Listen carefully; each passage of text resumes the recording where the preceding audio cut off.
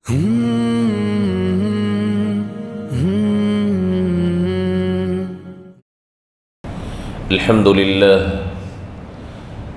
لله رب العالمين، والصلاة والسلام على أشرف الأنبياء والمرسلين سيد الأولين والآخرين، نبينا وحبيبنا وشفيعنا وسندنا ومولانا محمد وعلى آله وأصحابه أجمعين، وعلى من أحبهم وتبعهم بإحسان إلى يوم الدين. أما بعد، فأعوذ بالله من الشيطان الرجيم.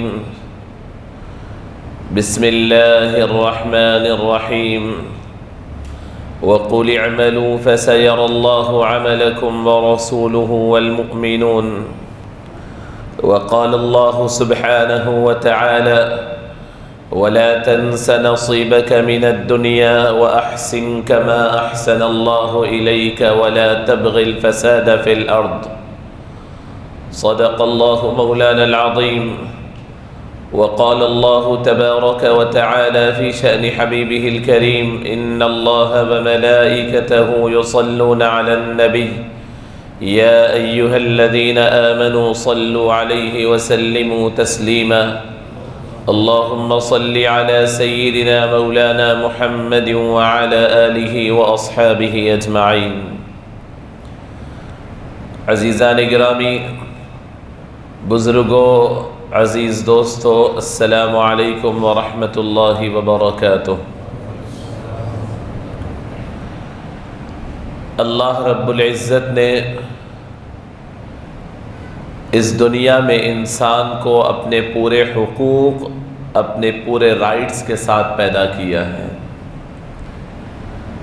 اس دنیا میں جب انسان پیدا ہوتا ہے، بظاہر بہت معصوم سا، بہت چھوٹا سا، بہت کمزور سا پیدا ہوتا ہے، بلکہ اگر یہ کہا جائے کہ دنیا کی مخلوقات میں جتنی مخلوقات کے بچے پیدا ہوتے ہیں، ہر ایک کوئی نہ کوئی صلاحیت لے کے پیدا ہوتا ہے، کوئی ایک قوت لے کر کے پیدا ہوتا ہے، اپنے پاؤں پر ٹھہرنے کی طاقت لے کر پیدا ہوتا ہے، اپنی چونچ سے کھانے کی صلاحیت لے کر کے پیدا ہوتا ہے۔ لیکن اللہ رب العزت نے حضرت انسان کو جو پیدا کیا تو مکمل دوسروں کا محتاج بن کے پیدا ہوتا ہے، لیکن اس کے باوجود وہ بچہ اپنے پورے حقوق لے کر کے پیدا ہوتا ہے، اپنے پورے رائٹس لے کر کے پیدا ہوتا ہے، اپنے پورے اس کے اپنے جو حقوق اور رائٹس ہوتے ہیں اس کے ساتھ پیدا ہوتا ہے، اور وہ اللہ کے دیے ہوئے حقوق ہیں، کوئی اس کے حقوق کو چھین نہیں سکتا۔ ایک بچے کے حق کو کوئی نہیں چھین سکتا۔ اگر وہ بچہ پیدا بھی نہیں ہوا، ماں کے پیٹ میں ہے، تب بھی ہم نے دیکھا ہے مختلف مقامات پر لکھا ہوتا ہے کہ وہ تمہارا بچہ ہو یا بچی، ماں باپ کو یہ اختیار نہیں کہ اس کے بارے میں ٹیسٹ کرائے اور اس کو زائل کرنے کی کوشش کرے۔ یہ جرم ہے، اس لیے کہ اب اس کا حق شروع ہو گیا، اسے اب حق ہے، سانس لینے کا حق ہے، جینے کا حق ہے، دنیا میں آنے کا حق ہے۔ تو ابھی پیدا ہونے سے پہلے اس کے حقوق شروع ہو جاتے ہیں۔ اگر اس کی ماں صحیح غذا کا اہتمام نہیں کرتی، اگر اس کا باپ ظلم کرتا ہے تو ظالم کہلاتا ہے، ڈاکٹرز بلا کر کہتے ہیں کہ اس کی ماں کا خیال رکھ، اس لیے کہ اندر ایک جنین پنپ رہا ہے اور اس کو یہ غذاؤں کی، دواؤں کی ضرورت ہے۔ بچہ پیدا ہو جاتا ہے تو ماں باپ کو مبارکبادی کے ساتھ ساتھ ذمہ داریوں کا احساس دلایا جاتا ہے کہ یہ بچے کو ان چیزوں سے روکنا ہے، بچانا ہے، اور یہ چیزیں انہیں پرووائڈ کرنی ہے۔ یہ اس کے حقوق ہے، اور خود بچہ اپنے آپ سے اپنے حق مانگنے بھی لگتا ہے۔ جب بھوک ہوتی ہے تو روتا ہے، بھوک کے وقت بچے کا رونا یہ اس کے حق کا مطالبہ ہے۔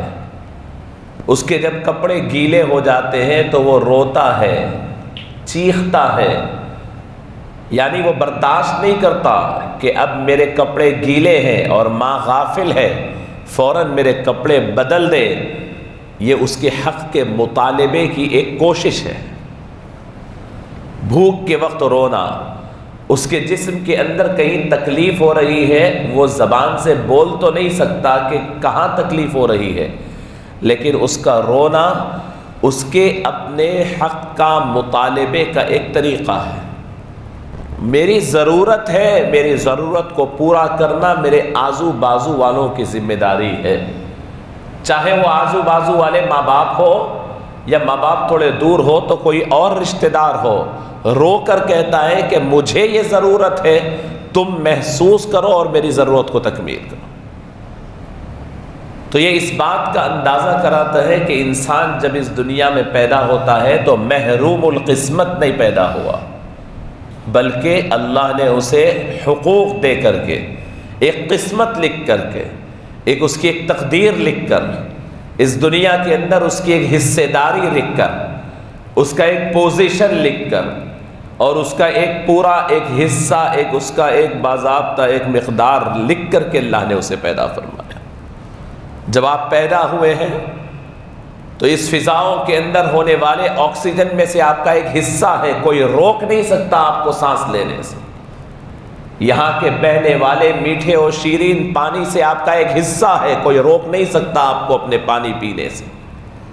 اس زمین پر چلنے کا آپ کو ایک حق ہے، یہ فضاؤں کو اپنی آنکھوں سے دیکھنے کا ایک حق ہے، ان غذاؤں سے، لہلہاتی کھیتیوں سے آنے والے اناج سے کھانے کا آپ کو ایک حق ہے، یہ اپنے مالک کی طرف سے دیا ہوا حق ہے، اس میں کوئی اختیار نہیں ہے۔ یہ چہرے دیکھ کر نہیں دیا جاتا، یہ لباس دیکھ کر نہیں دیا جاتا، یہ خاندان دیکھ کر نہیں دیا جاتا، یہ آپ کی زبان دیکھ کر نہیں دیا جاتا، یہ آپ کی ہائٹ پرسنالٹی دیکھ کر نہیں دیا جاتا، یہ آپ کے گھر دار اور شان و شوکت دیکھ کر نہیں دیا جاتا۔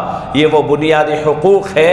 اگر کسی محلے میں یا کسی خاندان میں کوئی بچہ یا کوئی بڑا پیاس سے مر جاتا ہے تو پورا خاندان گناہگار ہے۔ اگر کسی محلے میں کوئی بھوک سے مر جاتا ہے تو پورا گھر گناہگار ہے، پورا محلہ گناہگار ہے۔ یہ وہ بنیادی حقوق ہے کہ بھوک اور پیاس انسان کو لگتی ہے اور ضرورت محسوس ہوتی ہے تو اس کی ضرورتوں کی تکمیل اس کا اپنا بنیادی رائٹ ہے اور اس کا حق ہے۔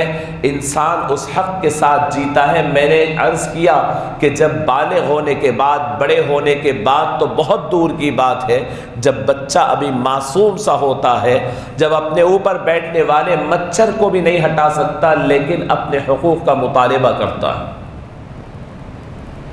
اور یہ عادت انسان کے پاس اپنے حقوق کو حاصل کرنے کی جد و جہد کہتے ہیں اسے، میرے حق حاصل کرو، اس کی جد و جہد، یہ حق اور یہ صلاحیت انسان اپنے اندر سے کبھی نہ کھوئے کہ میرا حق ہے، اس زمین پر میرا حق ہے۔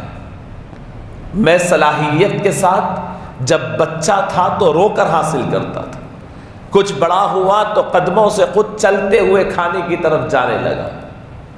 جب جب میرے اندر صلاحیت بڑھتی جائے گی، جب صرف رو سکتا تھا تو روؤں گا، جب بول سکتا تھا تو بولوں گا، جب چل سکتا ہوں تو جاؤں گا، جب ہاتھ سے پکڑ سکتا ہوں تو لوں گا، اور جب پوری باڈی پورا مکمل توانا ہو جاؤں گا، صحت مند ہو جاؤں گا، تو پھر میں آگے بڑھوں گا، اور آگے بڑھ کر میری اپنی مرضی سے اللہ رب العزت نے اس دنیا میں مجھے جو پوزیشن دینا چاہا میں اسے حاصل کروں گا۔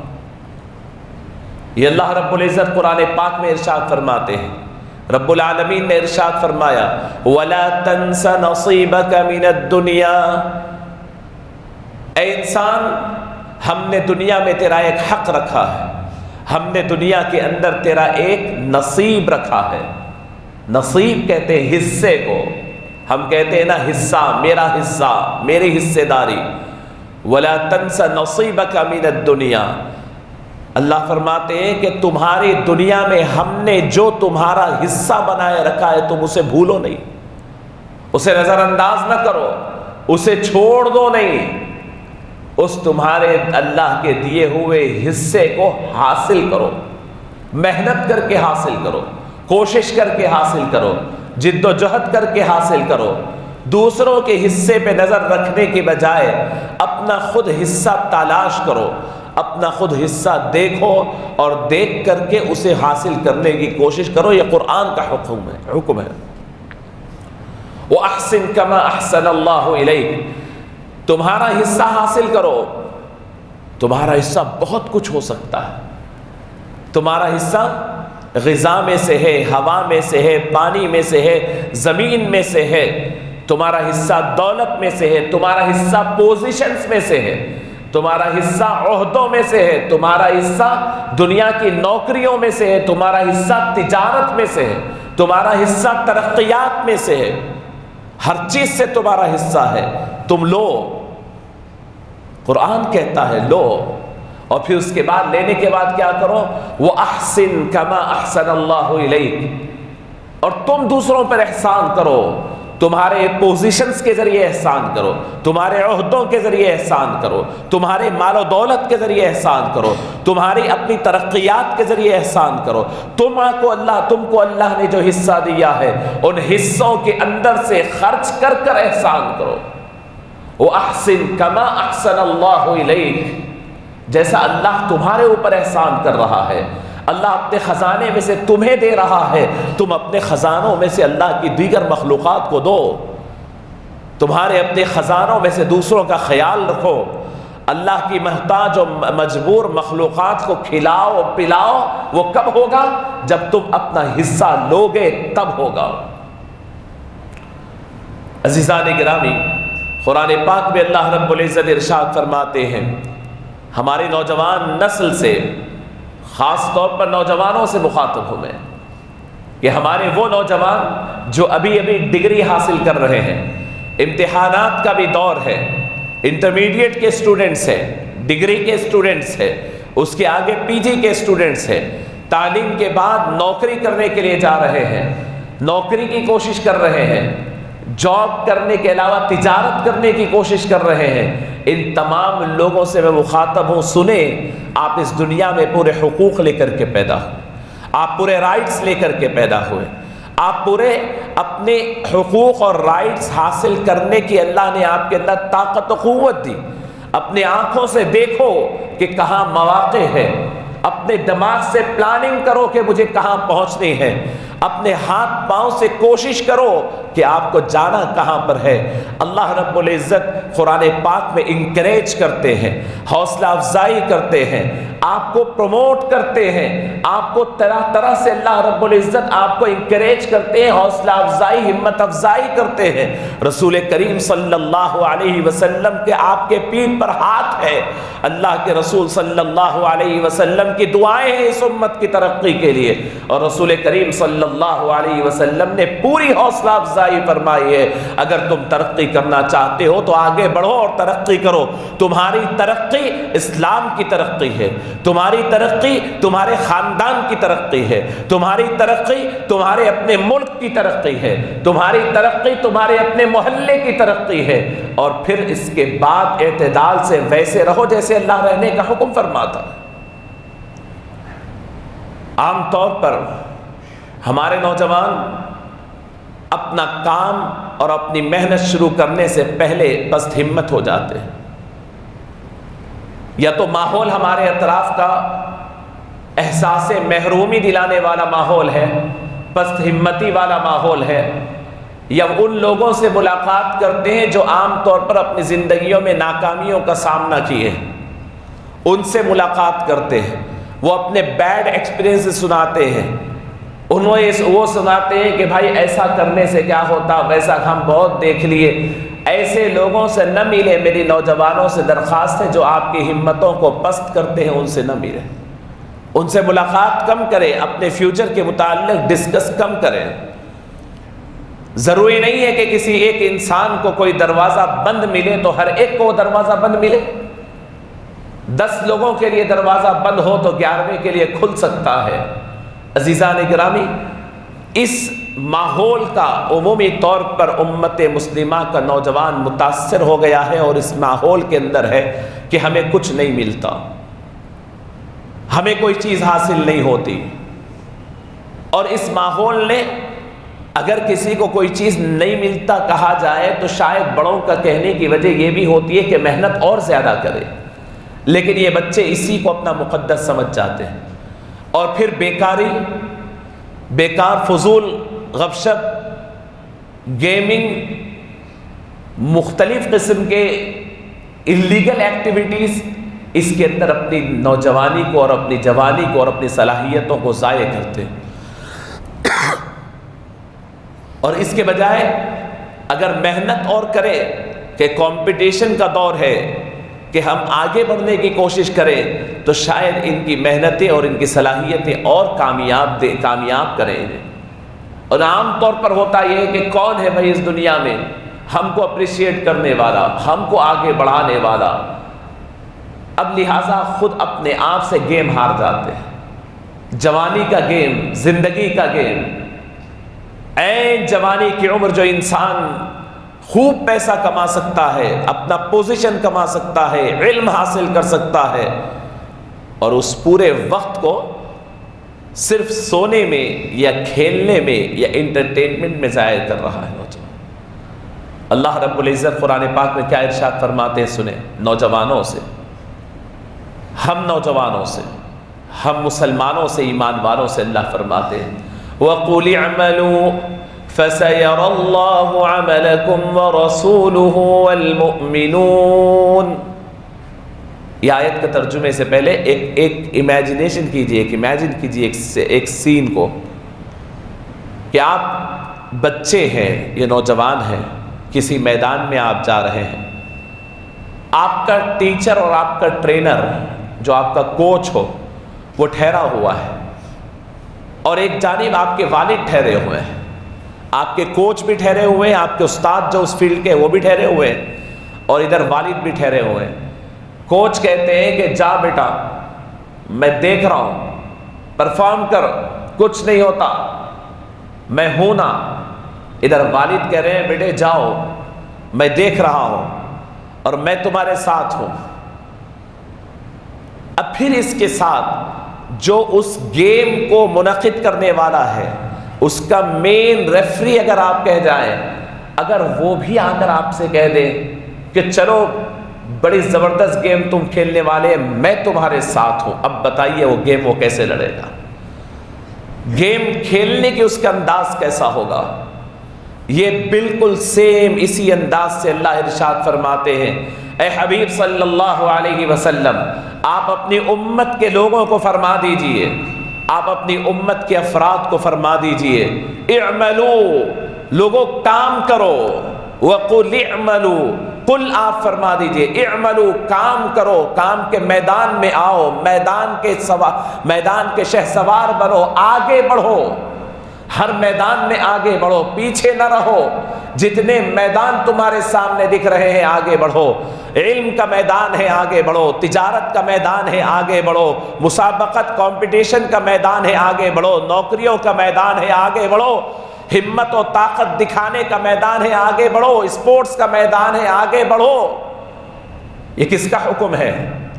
یہ اللہ کا حکم ہے، اور اللہ حضور پاک صلی اللہ علیہ وسلم سے ارشاد فرماتا ہے، قل، آپ فرما دیجئے آگے بڑھو، دین کے میدان میں آگے بڑھو، شریعت کے میدان میں آگے بڑھو، اسلام کے میدان میں آگے بڑھو، دین کی خدمت کے میدان میں آگے بڑھو، تبلیغ دین کے معاملے میں آگے بڑھو، اعملوا، کام کرو اور آگے بڑھو، فَسَيَرَى اللَّهُ عَمَلَكُمْ وَرَسُولُهُ۔ اب اللہ فرماتے ہیں کہ فَسَيَرَى اللَّهُ عَمَلَكُمْ، اللہ تمہارے آگے بڑھنے کو، عمل کرنے کو، تمہارے کام کو، تمہارے پرفارمنس کو اللہ دیکھ رہا ہے۔ نوجوانوں کو اس سے بڑھ کے حوصلہ کیا ہونی چاہیے؟ اللہ فرماتے ہیں میری نظر کے سامنے ہے، میں دیکھ رہا ہوں۔ وہ مالک جس کے ہاتھ میں پوری دنیا ہے، سب کی تقدیریں ہیں، سب کو دینا اور سب سے لینا اللہ کے ہاتھ میں، سب کے رزلٹس اللہ کے ہاتھ میں۔ اللہ فرماتے ہیں میں دیکھ رہا ہوں نا محنت تمہاری، دنیا دیکھے یا نہ دیکھے۔ اللہ فرماتے ہیں فَسَيَرَى اللَّهُ، اللہ دیکھ رہے ہیں، وَرَسُولُهُ، اللہ کے رسول دیکھ رہے ہیں، وَالْمُؤْمِنُونَ، اور مومنین دیکھ رہے ہیں، یہ تمہارے لیے کافی ہے۔ تو عزیزان گرامی، میں اپنی تقریر کی ابتدا سے جس موضوع کو آپ کے سامنے لے کر حاضر ہوں وہ ہمارے رائٹس اور ہمارے حقوق ہیں۔ وہ آپ کا حصہ ہے، آپ کی حصہ داری ہے اس دنیا کے اندر، دنیا کی ہر چیز کے اندر آپ کا حصہ ہے۔ جس علاقے میں اللہ نے آپ کو رکھا ہے اس علاقے سے آپ کا حصہ ہے، جس ریاست میں رکھا ہے اس ریاست سے حصہ ہے۔ میں اس لیے خاص طور پر عرض کرنا چاہتا ہوں کہ اس وقت تلنگانہ حکومت کے اندر تقریباً 80,000 سے زائد جائیدادوں کا اعلان ہوا ہے، اور اعلان کے بعد مختلف کمیونٹیز اپنے اپنے طور پر بڑی تیزی کے ساتھ اپنے نوجوانوں کو روزگار سے منسلک کرنے کی کوشش کر رہی ہے۔ اس میں ہماری کمیونٹی بھی کام کر رہی ہے، اس میں کوئی دو رائے نہیں ہے۔ مائنورٹی ڈپارٹمنٹ کی طرف سے اورینٹیشن پروگرامز بھی ہو رہے ہیں، اور پھر ٹریننگ پروگرامز میں مبارکباد بھی دینا چاہتا ہوں۔ یہ پہلی وقت ایسا یعنی بہت بڑے پیمانے پر 4 مہینے کا ٹریننگ کیمپ شروع ہوا ہے، یعنی گروپ 1 کے لیے، گروپ 2 کے لیے، گروپ 3 کے لیے اور دیگر ٹریننگ کیمپس، لیکن وہ ناکافی ہے۔ 80,000 جائیدادوں کے لیے کم از کم 8 لاکھ سے 10 لاکھ نوجوان تیار ہونی چاہیے، کم از کم 8 سے 10 لاکھ کمپٹیشن ہے، اور اس کے اندر تیار ہونے، کیونکہ ایڈمیشن تو بہت لیتے ہیں لیکن سب پوری ٹریننگ تکمیل نہیں کرتے۔ اگر اس کے اندر اپنی مکمل حصہ داری لینی ہے، ریزرویشنز پڑے ہوئے ہیں، امتحانات اردو میں ہونے کی بات ہو رہی ہے، اور ٹریننگ یعنی کوچنگ کے کلاسز ہونے کی بات ہو رہی ہے، مطالبہ کیجئے۔ اور جتنا مائنورٹی ڈپارٹمنٹ کر رہا ہے، اس کے علاوہ پرائیویٹ انسٹیٹیوشنز، پرائیویٹ ٹیچرز اپنے طور پر والنٹری طور پر، اگر ایسا نہیں ہوتا ہے کوئی قابل ٹیچرز ہے اور وہ اپنی پے لینا چاہتے ہیں، تو اپنے خاندان کے، محلے کے، مسجد کی کمیٹی کے لوگ پیسے اکٹھا کر کر اس کی ٹریننگ کے پیسے دے اس کوچ کو، اور مقرر کر کر بچوں کو ٹریننگ دلائے۔ یہ ابھی بھی ہماری کمیونٹی یہ کوششوں کے باوجود ہی بہت پیچھے ہے دوسری کمیونٹیز سے۔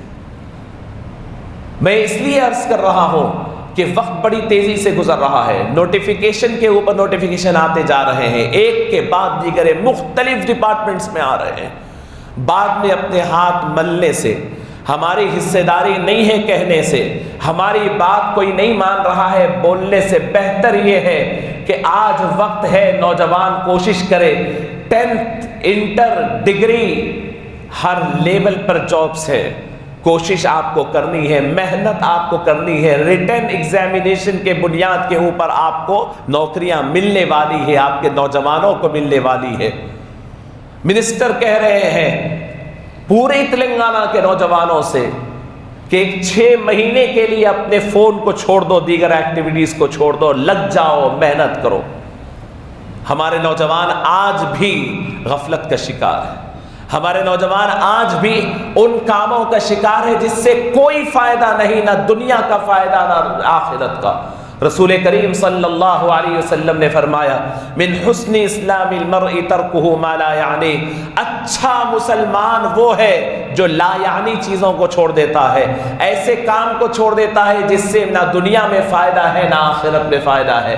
ایسے کام کیوں کرتے ہم لوگ جس کا نہ دنیا کا کوئی فائدہ؟ ہر کام کرنے سے پہلے تولو، پھر کام کرو کہ اس سے مجھے دنیا میں کیا فائدہ ہونے والا ہے، کیا مجھے اس سے آخرت میں فائدہ ہونے والا ہے، کیا میرا مالک راضی ہونے والا ہے یا میرا فیوچر بننے والا ہے؟ اگر نہیں تو اس کام سے مجھے کوئی واسطہ نہیں۔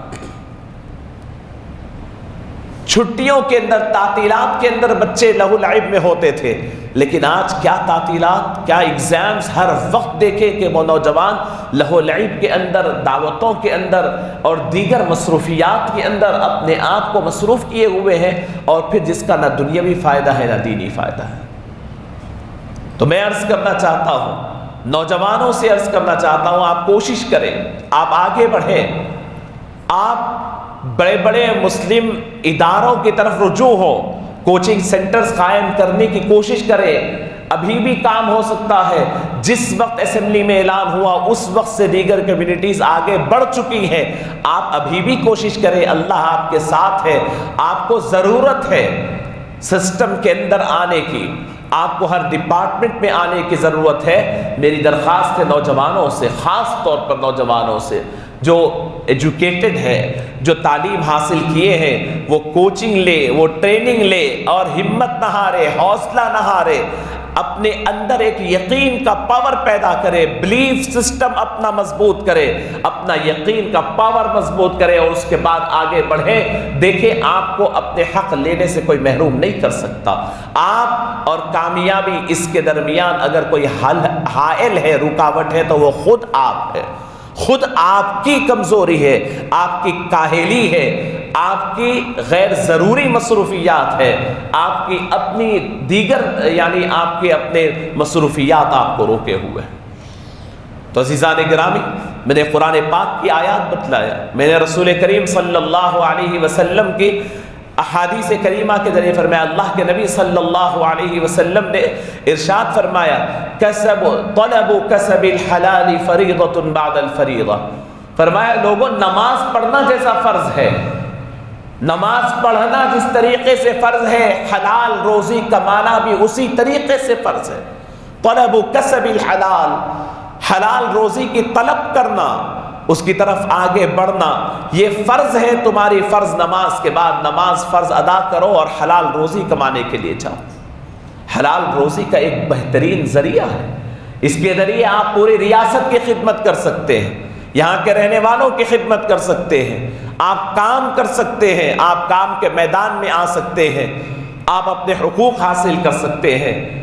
تو عزیزان گرامی، رسول کریم صلی اللہ علیہ وسلم نے فرمایا، الید العلیا خیر من الید السفلی، لوگوں اونچے ہاتھ والے بنو، دینے والے ہاتھ والے بنو، دینے والا ہاتھ بہتر ہے لینے والے ہاتھ سے۔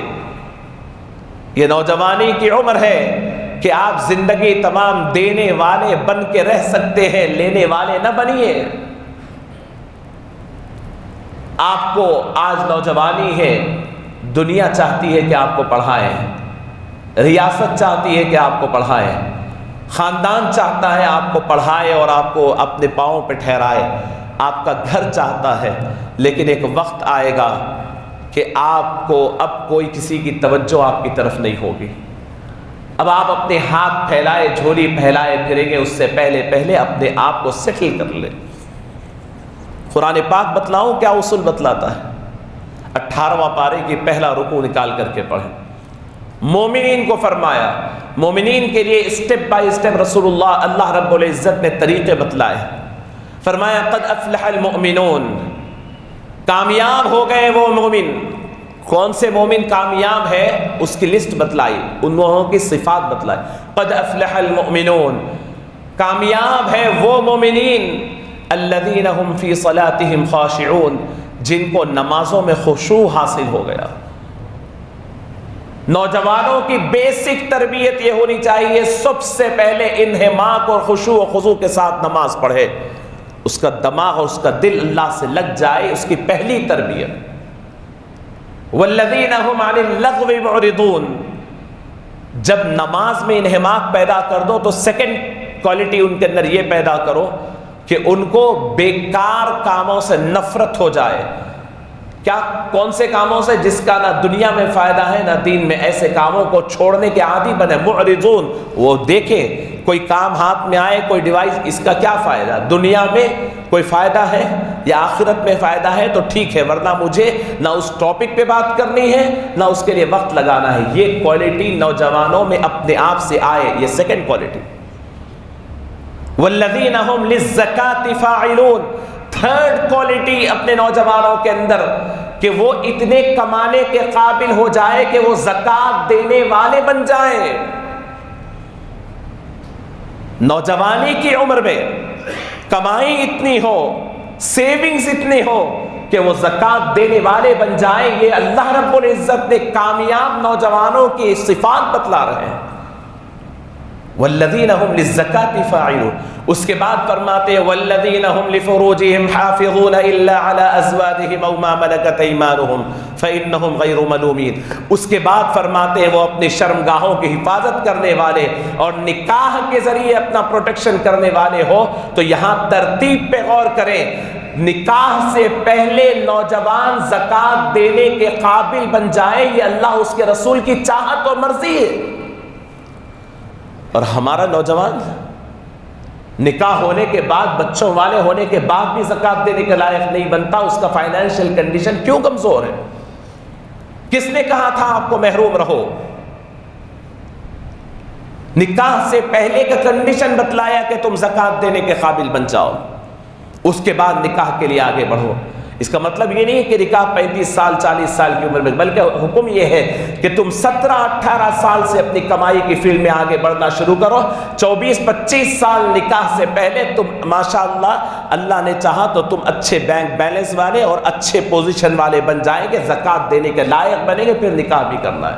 کامیاب مومنین کی فہرست اللہ نے بتلائی. تو میں نوجوانوں سے عرض کرتا ہوں کہ آپ کو محنت کرنی ہے. آپ کی قوم کو ضرورت ہے، قوم مسلم کو بھی ضرورت ہے، ہندوستانی قوم کو بھی ضرورت ہے، ریاست کو بھی ضرورت ہے.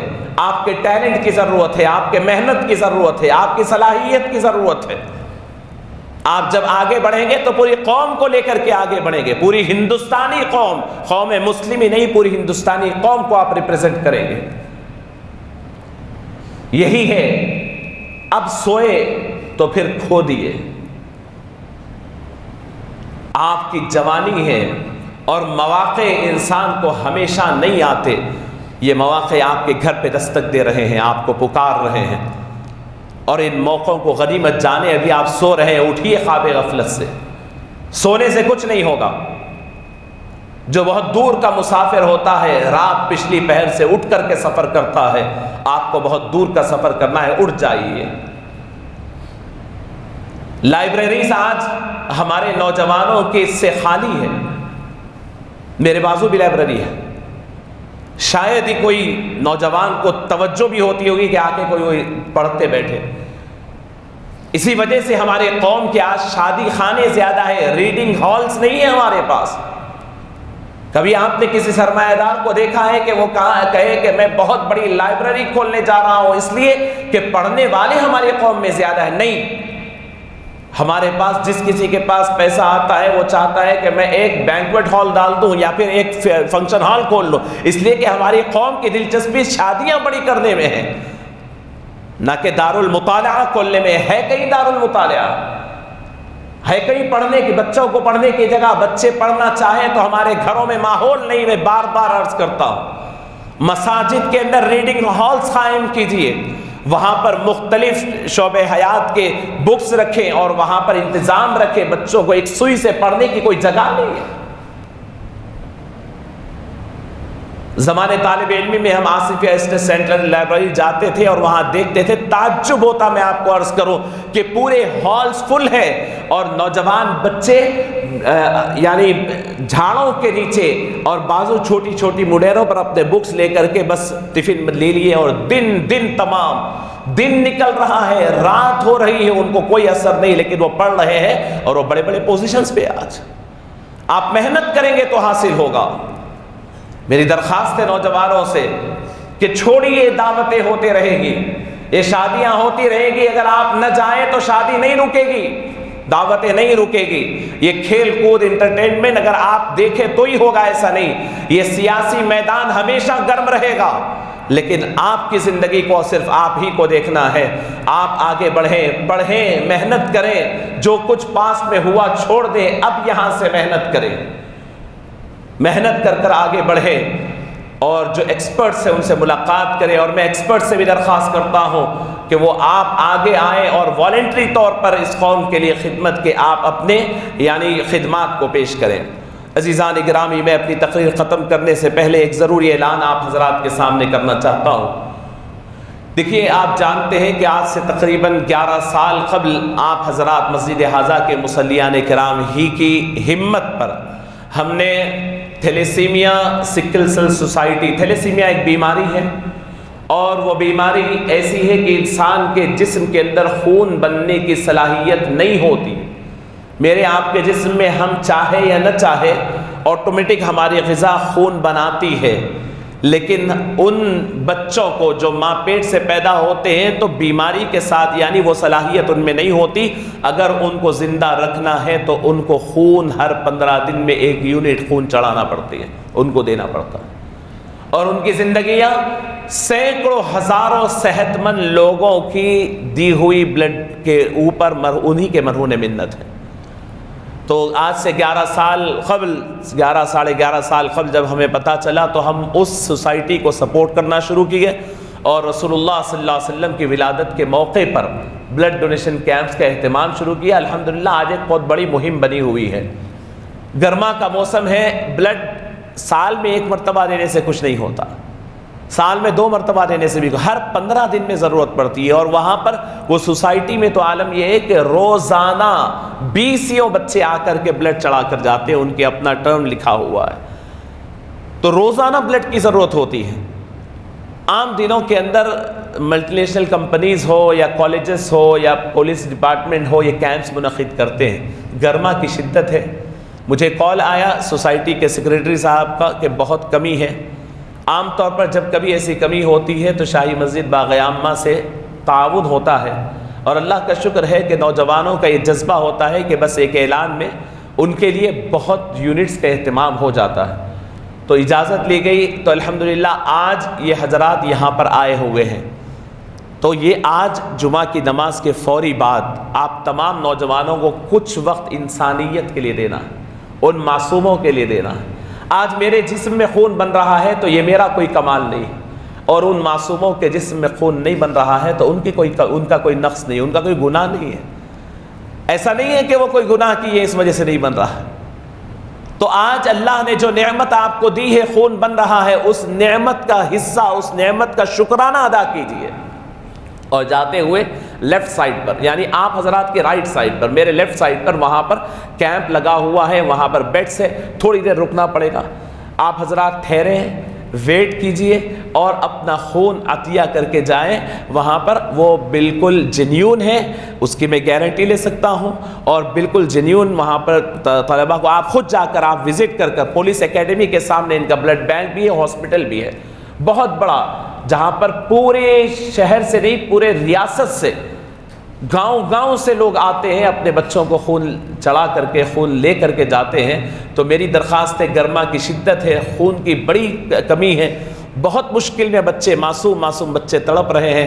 آپ کا 1 یونٹ خون ان کی زندگی کو 15 دن آگے بڑھا دیتا ہے، ان کو توانا کر دیتا ہے، انہیں ٹھہرا دیتا ہے۔ میں نے اپنی آنکھوں سے ایک منظر کو دیکھا تھا کہ میں بہت پہلے 10 سال پہلے کی بات عرض کر رہا ہوں کہ ایک مرتبہ میں گیا تو کیا دیکھتا ہوں کہ ایک بچے کو، نوجوان بچہ ہے، میں سمجھتا ہوں 13-14 سال کی عمر ہے بچے، اس کے بھائی نے ایسے 2 ہاتھوں پہ اٹھا کر لایا، 2 ہاتھوں پر لایا ہے اور لا کر کے لٹا دیا۔ ان کی ماں برقع پوش ہے، برقع پہنی ہوئی ماں دیکھ رہی ہے، ماں کو بازو بٹھایا اور ہم اس کا دورہ کر رہے تھے۔ اس وقت وہ پرانی حویلی میں تھا وہ بلڈ بینک، وہ تو ہم دورہ کر رہے تھے، تو بہت دیر لگی۔ اس کے بعد سوسائٹی کے ذمہ داروں سے ہم نے بات کی۔ اس وقت تک وہ بچے کو بلڈ چڑھ رہا تھا۔ جب بلڈ اس کا پورا چڑھ گیا تو وہی بچہ جو ہاتھوں پہ آیا تھا، وہ بچہ اٹھ کر کے کنجی لے کر کے اپنی ماں کو گاڑی پہ بٹھا کے لے جا رہا۔ اتنی ضرورت ہو جاتی ہے ان لوگوں کو خون کی۔ اللہ رب العزت ان کو صحت عطا فرمائے اور آپ کو جذبوں کو اللہ رب العزت قبول فرمائے۔ میں سمجھتا ہوں مختلف مقاصد سے یہاں پر آئے ہوئے نوجوان ہیں، شاید شادی میں بھی آئے ہوں گے، نکاح میں بھی آئے ہوں گے۔ آپ کا بہت بڑا تحفہ انسانیت کو چاہیے۔ آپ نماز پڑھنے بھی آئے ہوں گے، آپ یہاں کے اسٹوڈنٹس بھی ہوں گے، آزو بازو کہیں جاب کرنے والے بھی ہوں گے، پرواہ نہیں، آپ تھوڑی دیر، تھوڑا وقت نکالیں۔ میں سمجھتا ہوں 15 منٹ، آدھا گھنٹہ آپ کو دیر ہوگی، لیکن بلڈ دے کر کے جائیں۔ انشاءاللہ زیادہ ٹیکنیشینز کو رکھنے کی ہم نے کوشش کی ہے، یہیں پر نماز ہوتے ہی آپ کا انشاءاللہ بلڈ لینا شروع ہوگا۔ میں سمجھتا ہوں کہ مسجد سے یہ پیغام بارہا گیا ہے، ہماری مسجد سے، اور ہمیشہ جانے چاہیے۔ یہ صرف پیغام دنیا کو جانے کے لیے نہیں ہے، یہ پیغام آسمانوں تک پہنچنے کے لیے، اس نیت سے آپ خون دے کر کے جائیں۔ میری درخواست ہے تمام نوجوانوں سے کہ آپ جاتے وقت لازمی طور پر بلڈ ڈونیٹ کرتے ہوئے جائیں۔ اللہ رب العزت سے دعا ہے اللہ رب العزت عمل کی توفیق نصیب فرمائے۔ ایک اور اعلان ہے، رمضان المبارک کی وجہ سے ہمارا سیکنڈ اوپینین لیگل سیل موقوف ہو گیا تھا۔ سیکنڈ اوپینین لیگل سیل یہ اصل ہمارے پاس ایک ایسا ادارہ ہے، ایک ایسا یعنی کام کرنے والا سیکشن ہے جہاں خاندانی اختلافات، میاں بیوی کے اختلافات، جہاں پر طلاق ہونے والی ہوتی ہے، جہاں کورٹوں میں کیسز چلے جاتے ہیں، وہ اگر مل جل کر بیٹھ کر شریعت کی روشنی میں اگر اسے حل کرنا چاہتے ہیں، بغیر کورٹ کچہری کے حل کرنا چاہتے ہیں، بغیر لڑائی جھگڑے کے، بغیر طلاق و خلا کے حل کر لینا چاہتے ہیں، ان کے لیے ہر ہفتہ ہر سیٹرڈے ظہر سے عصر تک شہر کے یعنی نامور بہترین وکلاء اور علماء کی نگرانی میں انشاءاللہ یعنی لیگل سیل ہوتا ہے۔ یہ رمضان کی وجہ سے موقوف تھا، انشاءاللہ کل سے پھر ایکٹیو ہو جائے گا۔ آپ تمام حضرات سے اس سے استفادے کی درخواست کی جاتی ہے۔ جزاک اللہ خیر، السلام علیکم ورحمۃ اللہ۔